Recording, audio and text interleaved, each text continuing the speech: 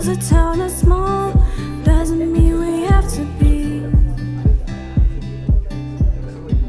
'Cause we can rise or we can fall. Today is about looking at how can we better deliver produce, I'll just use the word groceries to our remote communities at a lower cost.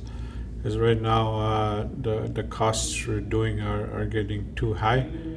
Today we had a meeting, a first day of meetings. This meeting was with the chiefs and the EDOs of Northern Ontario. Our project has to do with food distribution to our northern communities, and we had a 2-day session. We brought in special speakers. What would it look like if you supported First Nation municipalities to do joint community economic development planning, and you stayed with them for an amount of time with some supports? What would that bring? You don't accomplish anything without building a relationship first, and this project is proving that we're really building relationships. And how we could work together to not only get food brought up north here at a cost reduced rate, but also to look at the well-being and health of our members that we serve. And I think it goes without saying that our time is now, and we certainly have to find ways to ensure that we don't see a Northern Stores type legacy continue to affect our communities. Frankly, it's disheartening to watch this. We never give in to the fire. Show the world that faith works. And really leading back, if not, centuries to the early times of the fur trade. Obviously, we've been impacted, and I think we've always been on the negative end of that retail cycle, meaning we've paid the most for many things, and we've paid dearly for it, okay?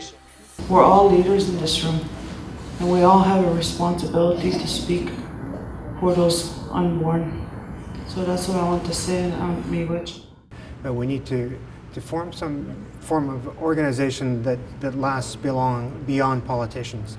It has to be an organization that has a life and has a mandate that is populated by the leaders of the time, but that carries on with new leaders when old leaders move along. Our airport is strategically located. We have 30,000 movements annually, 120,000 passengers annually. We're no stranger to a busy airport and moving goods and services and people. So I think with the discussions of the chiefs and with the discussions with regional partners, it was determined that would probably be an excellent location for a facility. If this is here, I can run my program through that hub, and that's free produce for kids. So I think this could be the turning point where we see a lot of significant change. And I'm just hoping that we really find the practical solutions to do in an affordable way improved food distribution in the north. If that can be done, I think it could be the groundwork for a lot of other successes. Wanna be a light, while the devil plotting. I wanna see the truth, I'm just being honest. I wanna be the best, but I gotta keep it modest. I wanna see my culture succeed. I think people had really a clear idea of what we were talking about when we said regional distribution center.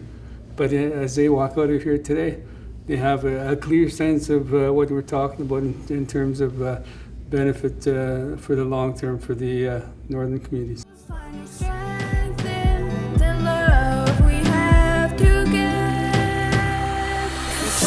Somewhere, there is so much hope. Somewhere, we will find the road.